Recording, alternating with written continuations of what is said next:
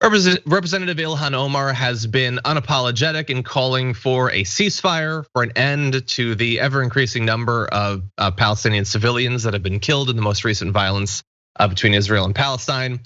And what does that get turned into when lobby groups like AIPAC decide to attack her? Well, it looks something like this. We have a tweet from Jeremy Slevin who had this, with AIPAC now running ads with Ilhan Omar's face next to Hamas rockets. If this isn't blatant Islamophobia, I don't know what is, but you can decide for yourself. Because the meme says, when Israel targets Hamas, Representative Omar calls it an act of terrorism. And they have a picture of her with Hamas rockets being fired. I mean, I don't think it's a huge leap to really understand what the association they're trying to make there, where she is apparently fine with Hamas and Israel the true terrorists, and that's it.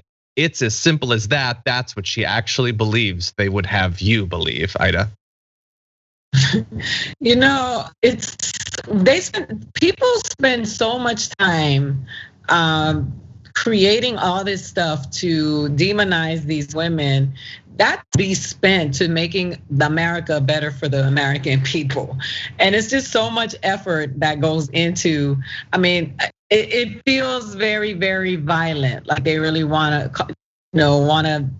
just entice someone to bring harm to these women. If Ilhan Omar has always been very vocal about caring for the lives of Muslim people, caring for the lives of people in Palestine, and caring for the people in America, not Muslim, from Palestine, and fighting for health care for the average American. She stands on a platform that calls empathy and respect to people in this country that they don't get from the current government. I just think it's interesting that these women of color, Black women, are always demonized when they are standing for what's right for all people. And this is no different, and like I said, people hijack, and a lot of these people who really are bigots that you hear in government who are pro-Israel, a lot of them are pro-Israel for economic reasons and political reasons, not because they actually give two damns about the 18-year-olds that got to carry the burden of taking a machine gun to go kill somebody or another kid. There is this woman who lives on the Gaza border in Israel. And she, on this wall, she has these tiles that she's created, and people come create tiles calling for peace. Who had 3 children, all 3 of them had to serve. And so she said, when anything happens, my kids gotta go. And I wanna keep reminding people of this, because when we talk about these wars and these conflicts, take into consideration who has to carry out the justice.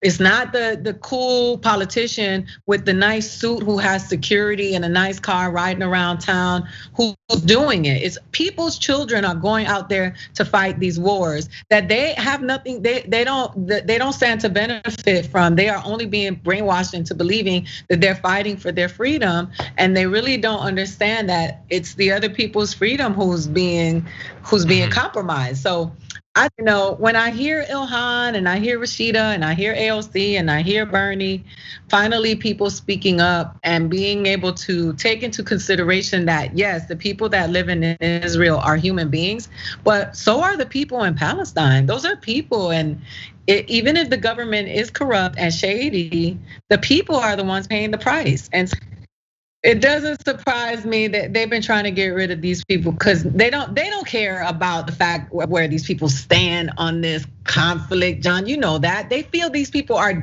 dangerous because they're coming for big pharma.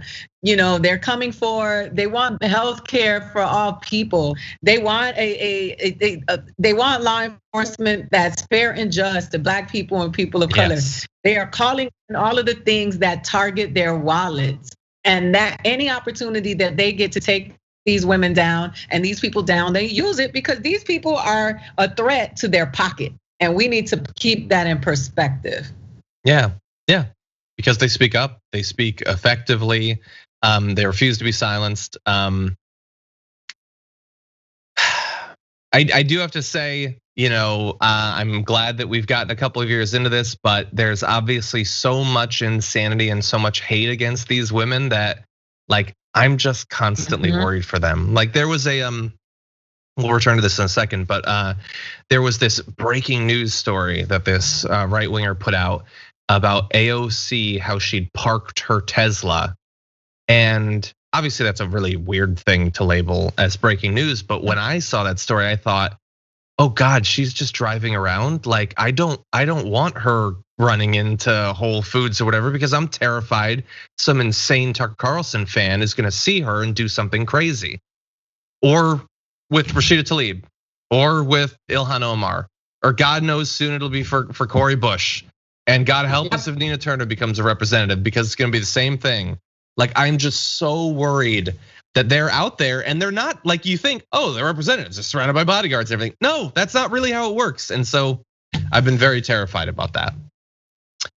Now, really fast, I did want to remind you of, well, let me read what Ilhan Omar said in response to that ad, which her office is calling to be taken down. She says, desperate and deeply offensive, the rights of Palestinians and all people yearning for freedom and self-determination will not be ignored, and no level of harassment will silence me or the millions of people demanding peace and justice. That said, I want to take you back to 2019, when that same group, AIPAC, was forced to apologize and remove at least 4 Facebook ads saying that Omar, Tlaib, and Representative Betty McCollum, one of the few congressional critics of Israel's treatment of Palestinians, pose a threat, quote, maybe more sinister than ISIS. Wow. So that finally went too far, and they did put out an apology, but they tried to run that ad like that's what they were doing, saying that these representatives were more dangerous than ISIS itself.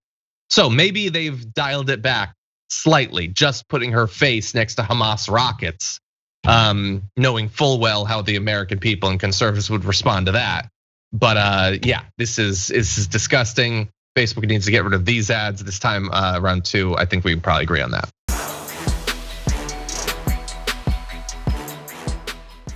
Check out the Damage Report podcast each day, wherever you get your podcasts, whether Pocket Casts or Stitcher or iTunes.